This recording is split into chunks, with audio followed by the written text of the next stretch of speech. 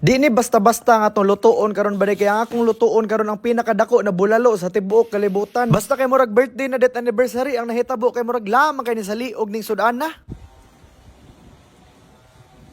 Rada diha ba di, murag lami jud kay magsabaw karon ba di no kay murag ulan-ulan man ang panahon. Timing pud kayo ba di kay gikan man kog SNR gahapon ya nakakita ako ning dako kay nabulalo ba mao tong ako na lang gipalit kay para ana pud sabaw-sabaw na sudan ba. Basta ing ani gani na mga panahon ba di ka na mga padulong bitaw mo ulan magpanikaryo ug pangitag karinderya na nagabaligya bulalo pero kay lagsik mangay ko niya timing mabugayo na dako ni ako nakita na bulalo mo na magluto na lang koron. Nagsirado na mo to mga karinderya nako na ginakan-an ba di ka to mga suki jud nako ba feel nako gikapoy na pud na sila gluto. Tan-awar gud sana kadako ng bulalo na atong pabukalan karon ba di o ingani kadagko ang mga bato diha sa sapa. Simple ra gud kaayo magluto og bulalo ba di mo ra kag nag-ilis og pampers sa bata gibot nga lang ako nagbombay diha unya paminta unya ang pinaka-importante diha kay kaning tungkoy bitaw ba di og kanang garlic lang. Kahoy ra ng tungkoy ba di pero lami kay na isagol sa mga sabaw na sudan. Kay duha ka oras pa man pabukalan ang bulalo ba di ako sa ning gihugasan ang mais o gulay na akong gipamalingki gani ng buntag. Kinsa gud di kabalo manghugas og mais gud nga kabalo naman ta anang tanan kay pamilyar naman kay ni na steppings to ah. Kuyo pud tirada ning bulalo ba di no kay jaming-jamingon ra kas mga subak na gulay ba pero wa nakakabalo nagtubod na di ang mantika diha sa baka simutian. Kapuya gid kayo manghugas ning gulay kabalo pa lang ko ingani kahasol gyud palundri ko na ni ba. Sa sige na kog lutog bulalo ba di no wagi ko kasabot ba nganong mas lami pag yun na ang kanang mga karinderya nga dagko kay mga kaldero. Unsa magikulang sa ko ang gibuhat naman ako tanan liba makita ning kalibutan na. Basta sabaw ang sudan kabalo na ka sa kung ganahan isubak diha ba di kana jong lubot sa dahon sa sibuyas. Ganahan gyud ko mobutang ana ba di aron iwas bidli ba unya paluapan pag yun mo nagpatis na lami na gyud kay na gyud. Naa pag yun te asin og bitsin mo na sila riding in tandem di gyud na sila pwede mabulag. Unya kani mga gulay na ipang butang na to diri ba di atik-atik lang siya mga props lang ba aron ingno na healthy pud ni atong sudan. Pero sige ra kay anad man ta atik-atikon magpabuang-buang na lang pud ta. Diyos Ginoo paglahos sa duha ka oras ba di ang akong naong napuno na pug mantika sa bulalo. Ilaliman ka na ngana kadugay ka pabukalan muhumo ka na oy. Sus ba di basta kay diri ra jud ka makakitag baka na musayaw nag dancing queen sa kahumok oh. Hasta ang bukog na dehydrate gud oy. Kumuingon ang inahan sa akong bata puhon nga nalumos silang papa sa sabaw okay ra gud kayo kung kani akong kalumsan. Napagyud kay sausawan nga pati sili og limonsito basta kaning limbaut na gyud akong balhibo ba di sa tinuod lang. Baka kun gyud kaning ulan oy mudag-o nya taod-taod muhayag rag kalit. Pero unsaon ta man naluto naman ni bulalords na to wa tay choice kundi kaunon. Bahalag mga paso ng kamot nimo diha ba di basta kay isawsaw gyud nagtarong diha ayo gyud na alam nama. Ipakita sa audience sa sudan nya sabay hungit na expose kay ang ipon para nindot mo kay tanawon ba.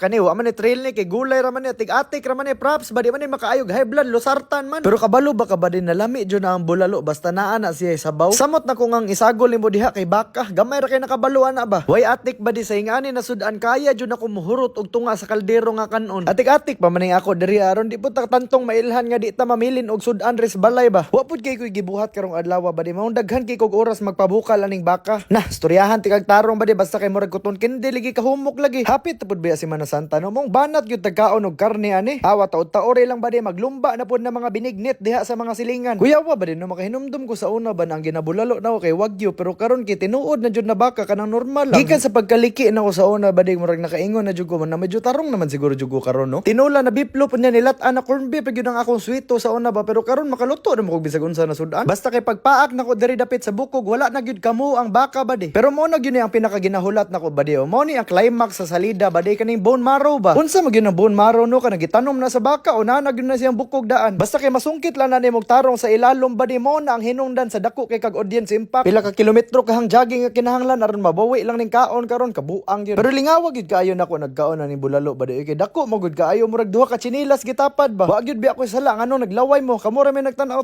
diri ako nagluto ra man pug ko. Kay og nahinaykan pa lang na nakulang kog kanon ultimo kani plato ako nang ikit-kit na. Wa gyapon match ang bulalords ba di. Mi